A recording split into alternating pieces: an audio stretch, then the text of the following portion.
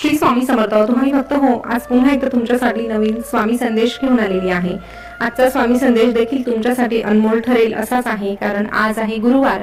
आपल्या गुरूंचा वार. गुरुवार म्हटलं तर आपल्या स्वामींना समर्पित, आणि या अशा दिवशी जर आपण स्वामींचे संदेश ऐकले, ते जीवनामध्ये उतरवण्याचा प्रयत्न केला, तर आपलं जीवन सार्थकी लागलं असं समजावं. आणि अजून एक गोष्ट, तुमच्या समोर हा संदेश आला म्हणजे काय तुम्ही स्वतःहून तो संदेश मागून घेतला नाही, तर स्वामींनी तुमच्या समोर तो संदेश आणून दिलेला आहे, कारण स्वामींनी स्वतः तुमची निवड केलेली आहे. तर चला मग तुमच्यासाठीचा स्वामी संदेश काय आहे हे जाणून घेऊया. तत्पूर्वी नेहमीप्रमाणे तुम्हाला एक माझं छोटंसं काम करायचं आहे. तुमच्या समोर जे 3 अंक दिसत आहे, 1 2 3, त्यापैकी कुठलाही एक अंक निवडायचा आहे आणि मग तुमच्यासाठीचा स्वामी संदेश काय आहे ते जाणून घ्यायचं आहे.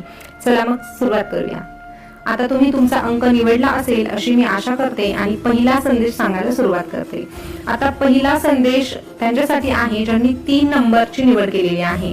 तर अशा स्वामी भक्तांना स्वामी म्हणतात की तू घाई करू नकोस. प्रसंग कुठलाही असू दे, चांगला असू दे किंवा वाईट असू दे, क्षण कुठलाही असू दे, सुखाचा असू दे किंवा दुःखाचा असू दे, पण निर्णय घेताना मात्र तू कधी घाई करू नको. कारण अति घाई संकटात नाही असं म्हटलं जातं, पण अति दुःखात घेतलेला निर्णय असू दे किंवा अति सुखात घेतलेला निर्णय असू दे, तो तुझ्यासाठी त्रासदायक तर ठरणार नाही ना, याची मात्र आवर्जून काळजी घे. हे बघ, जेव्हा तू गाडी चालवतोस ना, तेव्हा मध्ये गतिरोधक येतात, म्हणजेच तुझ्या भाषेत स्पीड ब्रेकर येतात, आणि तू त्यावेळेस थोडंसं थांबतो की नाही, तुझा वेग थोडासा कमी करतो ना. विचार कर, जर तू त्या ठिकाणी तुझा वेग कमी केला नाही तर काय होईल? तुझा ऍक्सिडेंट होईल. आणि तसंच जीवनाच्या वाटेवरही तुला करायचं आहे. जेव्हा जेव्हा तुला थांबावंसं वाटतंय ना, तेव्हा तू आवर्जून थांब. असं समज की तुझ्या आयुष्यातलं ते स्पीड ब्रेकर आहे, जे तुझा जीव वाचवण्यासाठी आलेला आहे, तुझं चांगलं काहीतरी करण्यासाठी आलेला आहे. त्यामुळे अशा स्पीड ब्रेकरला पाहून तू थोडंसं थांबून घे. तू थांबल्याने तुझं आयुष्य थांबणार नाही. जसा तुझा प्रवास थांबला नव्हता, तसं तुझं आयुष्यही थांबणार नाही. उलट, जसं प्रवास करताना तू स्पीड ब्रेकर बघून थोडंसं थांबला, त्याने तुला आयुष्य अजून मिळालं, तसंच तू जेव्हा तुझ्या आयुष्यामध्ये वाटचाल करताना, विचार करताना थोडंसं थांबशील, तेव्हा तुझ्या समोर नवीन उमेद, नवीन प्रेरणा निर्माण होईल, आणि अशा पद्धतीने तुझं आयुष्य अजून सुखाचं, समाधानाचं होईल. त्यामुळे तुला मध्ये थांबावं लागतं याचा विचार तू करू नकोस. हे थांबणं तुझ्या हिताचं आहे हा विचार कर, आणि हे थोडंसं थांबून निर्णय घेतला तर नक्कीच तो निर्णय तुझ्यासाठी हा चांगलाच ठरणार आहे. या गोष्टीवर मात्र विश्वास ठेव. म्हणून कधी थांबायची वेळ आली तर नक्की थांब, पण कुठल्याच बाबतीत घाई करू नको आणि स्वतःचं आयुष्य उद्ध्वस्त करून घेऊ नकोस. त्यानंतर स्वामी सांगतात, सतत दुसऱ्यांचं अनुकरण करण्याचा हा जो तुझा प्रयत्न आहे ना, तो पहिले थांबव. कारण तुम्हा लोकांची फार जुनी सवय आहे.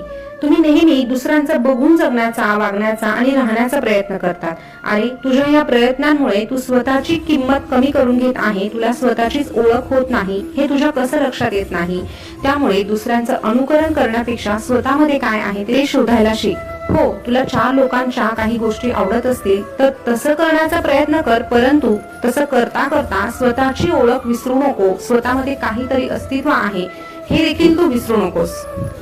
अगदी त्याच्याच सारखं राहण्याचा अट्टहास मात्र तू करू नको. त्याच्यासारखं वागण्याचा तू अट्टहास करू नको. कारण ह्या जगाच्या पाठीवर प्रत्येक व्यक्ती वेगळी आहे. प्रत्येक व्यक्तीमध्ये जे काही गुणदोष आहेत ते वेगवेगळे आहे. त्यामुळे तू स्वतःमध्ये काय आहे ते शोधायचा प्रयत्न कर. नक्कीच तुला तुझ्या अस्तित्वाची ओळख होईल. आता ज्यांनी 2 नंबर निवडला होता त्यांच्यासाठीचा स्वामी संदेश काय आहे ते आपण जाणून घेऊया. स्वामी महाराज अशा स्वामी भक्तांना सांगतात की तुम्ही तुमचा दृष्टिकोन बदला. वेळेनुसार बदलायला शिका. वेळेनुसार, काळानुसार प्रत्येकाला बदलावं लागतं. आपली विचारसरणी बदलावी लागते, आणि काळानुसार आपले विचार बदलणं हे देखील गरजेचं असतं. बाहेरची परिस्थिती कशीही असू द्या, पण जर आपण आपले विचार चांगले ठेवले तर अशा परिस्थितीमध्ये आपण स्वतःला बदलायला आणि अशा परिस्थितीला बदलायला देखील वेळ लागत नाही. उदाहरणार्थ, एखादा फुगेवाला आहे, त्याच्याकडे खूप सारे फुगे आहे, वेगवेगळ्या प्रकारचे, साधे, रंगीत, चमकदार, पण शेवटी तो किती उंच उडणार हे त्याचं बाह्य रूप ठरवत नाही, तर त्याच्या आतमध्ये किती हवा भरली आहे यावर ठरत असतं. म्हणून फुगा किती छान दिसतो याला महत्व नाही, तर त्या फुग्यामध्ये हवा किती भरलेली आहे यावरून तो किती उंच उडणार हे आपल्याला ठाऊक होणार आहे. तसंच आपलं आहे, आपण वरून कसं दिसतो, आपण आपली राहणीमान कशी आहे याला जास्त महत्व देऊ नका. साधी राहणी, उच्च विचार हे आपण पूर्वीपासून ऐकत आलो आहोत, परंतु आजकालच्या युगामध्ये फक्त बाह्य रूपाला महत्व दिलं जातं. परंतु बाह्य रूपामध्ये अडकण्यापेक्षा अंतर्मन कसं आहे, आपल्या अंतर्मनातले विचार कसे आहे याला महत्व द्यायला शिका. कारण हे जे जग आहे ना, ते जरी बाह्य रूपावरून तुमची पारख करत असलं तरीही तो ब्रह्मांड नायक मात्र तुमची पारखी नेहमी तुमच्या अंतरात्म्यावरूनच करत असतो, हे कधीही विसरू नका. त्यामुळे वेळेनुसार, काळानुसार स्वतःला बदलत चला, परंतु त्यासोबतच स्वतःमधली माणुसकी देखील जपायला शिका. आणि स्वतःच्या स्वार्थासाठी तर दुसऱ्यांची फसवणूक अजिबात करू नका. त्यानंतरचा तिसरा जो स्वामी संदेश आहे, ज्यांनी अंक 1 निवडला आहे, त्यांच्यासाठीचा स्वामी संदेश आता जाणून घेऊया. स्वामी सांगतात, अरे तुला काय ही सवय, नेहमी स्वतःलाच का दोष देतो? ठीक आहे, ठाऊक आहे आम्हाला, भूतकाळामध्ये तुझ्याकडून चुका झाल्या, मान्य आहे, परंतु असं कोण आहे या जगामध्ये ज्याच्याकडून चूक होत नाही? प्रत्येकाकडून चूक होत असते, परंतु तीच चूक वारंवार उगाळत बसणं यामध्ये कुठलंही शहाणपण नाही. त्यामुळे झालेल्या चुकांची माफी माग आणि पुढे चालायला शिक. भूतकाळामध्ये अडकून पडलास तर नाही तुझा वर्तमान घडणार आहे आणि नाही तुझा भविष्यकाळ घडणार आहे. त्यामुळे भूतकाळातल्या चुकांवरून अनुभव घे आणि पुढे चालायला शिक. आम्ही सदैव अशा भक्तांच्या पाठीशी असतो जे नेहमी स्वतःच्या चुका मान्य करतात आणि त्या चुकांमध्ये सुधारणा करण्याचीही तयारी दाखवतात. त्यामुळे सतत स्वतःला कोसत बसण्यापेक्षा आता जे झालं ते घडून गेलं असं म्हणून सोडून द्यायला शिक आणि पुढे चालायला शिक. त्यानंतर पुढे चालताना एक गोष्ट कायम लक्षात ठेव, अहंकाराला नेहमी स्वतःपासून दूर ठेव. आजपेक्षा तुझं उद्या कसं चांगलं होईल हा नक्कीच विचार कर, कारण आजपेक्षा आपलं उद्या कसं चांगलं होणार आहे हा आत्मविश्वास निर्माण करतो. तर माझ्यापेक्षा चांगलं कोणी होणारच नाही हा जो विचार तुझ्या मनामध्ये येतो ना, तो अहंकाराला जन्म देतो आणि अहंकार ज्या माणसामध्ये जन्म घेतो त्या माणसाचा शेवट हा लवकरच होतो. त्यामुळे मनामध्ये नेहमी आत्मविश्वास राहू दे, परंतु अहंकाराला मात्र कधीही स्थान देऊ नकोस. तसंच अतिविचार त्या डोक्यावरच्या ओझ्याप्रमाणे असतात, ज्याचा आपल्याला फक्त त्रास होतो, त्याचा उपयोग मात्र आपल्याला काहीही होत नाही. एखादी व्यक्ती सहज डोक्यावर ओझं घेऊन जाते, परंतु म्हणावं तसं त्या ओझ्यामध्ये काहीही महत्वाच्या वस्तू नसतात, पण फक्त माझं आहे म्हणून ते घेऊन मिरवायचं आणि त्याने आपल्या हाताला त्रास द्यायचा, डोक्याला त्रास द्यायचा, पूर्ण शरीराला त्रास द्यायचा. हे कोणी सांगितलं? तसंच तू तुझ्या विचारांच्या बाबतीत करतो.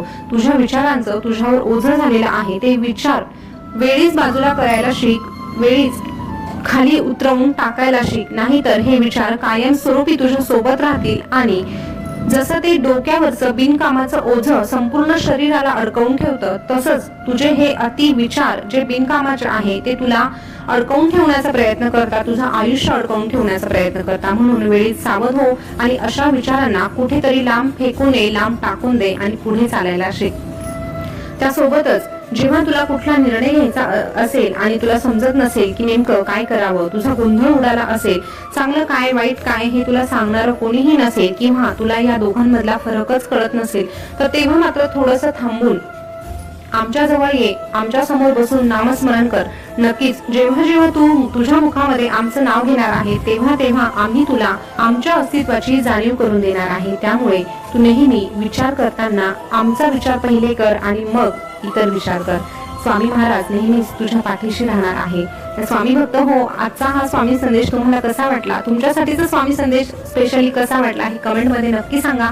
पुन्हा भेटूया अशाच नवीन स्वामी संदेशासोबत. तोपर्यंत स्वस्थ राहा, मस्त राहा आणि आपले स्वामी संदेश ऐकत राहा. धन्यवाद.